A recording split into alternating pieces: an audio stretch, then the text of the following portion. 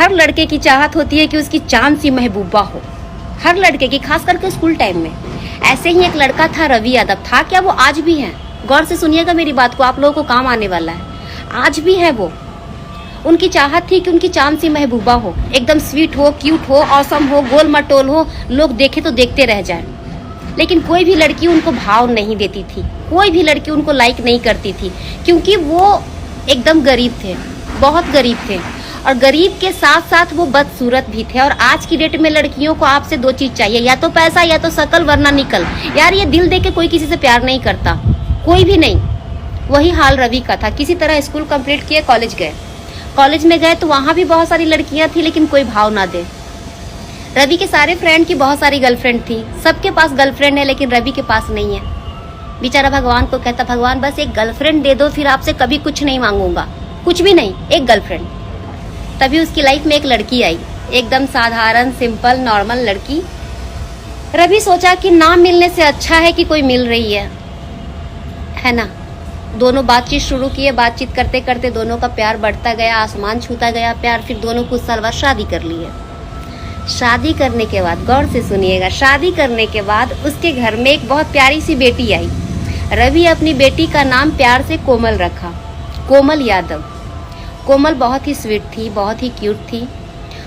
रवि अपनी बेटी से बहुत प्यार करता था। इस दुनिया में उसको अपनी बेटी से ज्यादा प्यार किसी से नहीं था।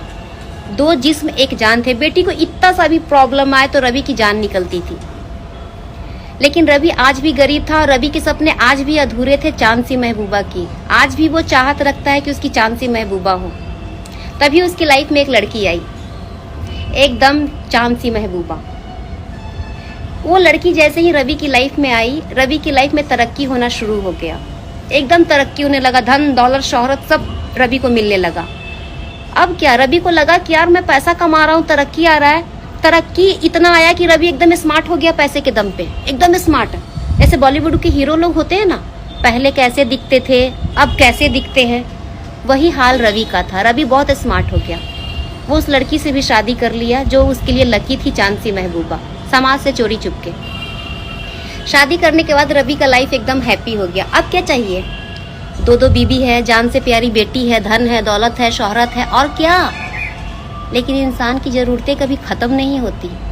वो कहते ना, ये दिल मांगे मोर, वही हाल रवि का था। रवि को लगा कि पैसा आ रहा है तो कहीं ना कहीं लुटाया जाए, गवाया जाए। विनाश काल विपरीत बुद्धि, रवि का भी वही हाल था। अब वो सोचा अब टाइम पास करूंगा, बहुत हो गया, गर्लफ्रेंड, शादी वादी सब बहुत हो गया, अब सिर्फ टाइम पास करना है, लड़कियों के साथ खेलना है। बंदा वही करना शुरू कर दिया। उसकी लाइफ में लड़कियां कोई भी आती, उसकी फीलिंग से खेलता, उसका दिल तोड़ता। आती तो हैप्पी हैप्पी, बट जाती वो रोते रोते, क्योंकि कोई भी लड़की से वो अब शादी करना नहीं चाहता था, क्योंकि 2 शादी वो कर चुका था। अब क्या, वो ऐसे ही करता गया। उसकी बीवी दोनों रोती, बेचारी बहुत पछताती, बहुत रोती, लेकिन कुछ कर नहीं पाती। क्या करेगी वो? समय बीतता गया। रवि की बेटी बड़ी हो गई, शादी करने के लायक हो गई। रवि सोचा मैं अपनी बेटी को, कोमल को, बहुत अच्छे घर में शादी करूंगा। और वो अपनी बेटी को बहुत अच्छे लड़के से, बहुत अच्छे घर में शादी किया, एकदम धूमधाम से। अपने जिगर के टुकड़े को विदा किया।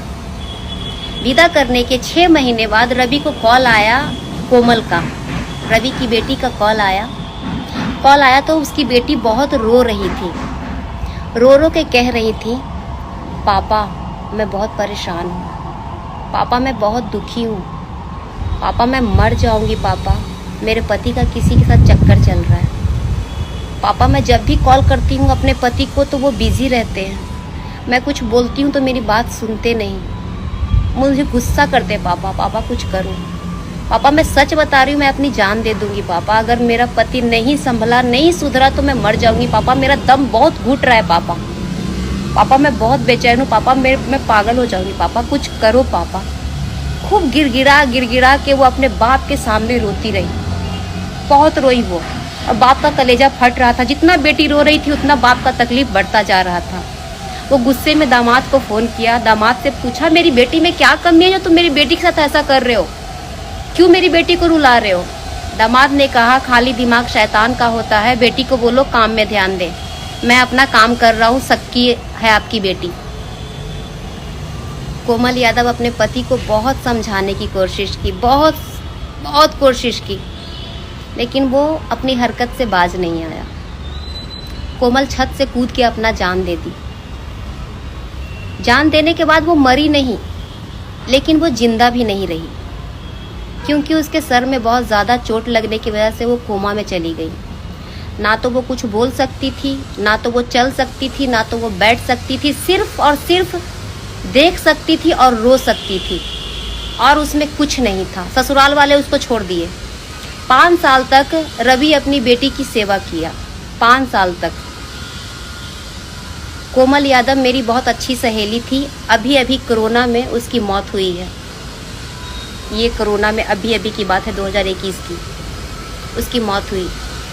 उसका बाप हर रोज यही कहता है कि मेरे कर्मों की सजा मेरी बेटी को क्यों मिली, क्यों, मुझे क्यों नहीं। दोस्तों, मैं एक सच्चाई बता रही हूँ, इस दुनिया में मौत से भी बड़ी सजा अपने बच्चे को अपने आंख के सामने तड़पते देखना है, तड़प तड़प के मरते देखना है।